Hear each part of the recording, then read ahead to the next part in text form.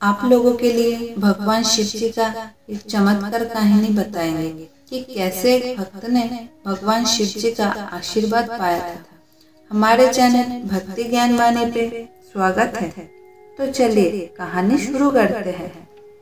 एक गांव में एक ब्राह्मण रहता था जो बहुत ही नेक और सच्चा इंसान था, लेकिन उसका बेटा उतना ही दुष्ट और पाप काम करता था, जो चोरी भी करता था। ब्राह्मण अपने बेटे का पाप कर्म को देखकर गुस्से में उसे घर से निकाल देता है। घर से निकाल देने के बाद उसे अपने गलती का एहसास हुआ।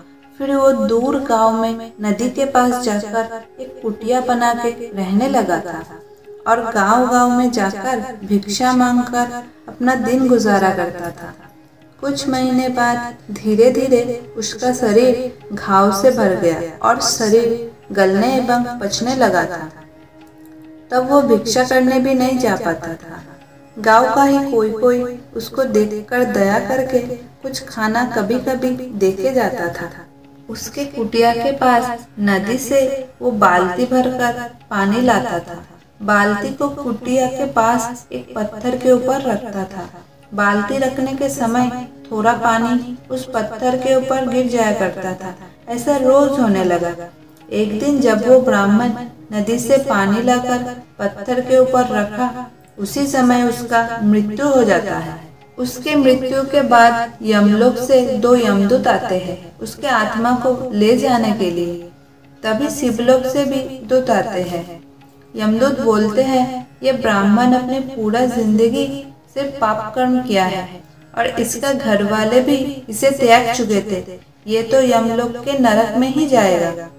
तब शिवदूत बोलते हैं, लेकिन ये ब्राह्मण पानी लाकर जिस पत्थर के ऊपर रखता था वो कोई साधारण पत्थर नहीं है, वो महादेव का शिवलिंग है जो मिट्टी में दबा हुआ है।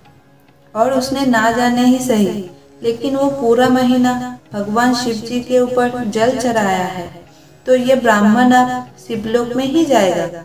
ये बात बोलकर शिवदूत उन्हें शिवलोक लेकर चले जाते हैं।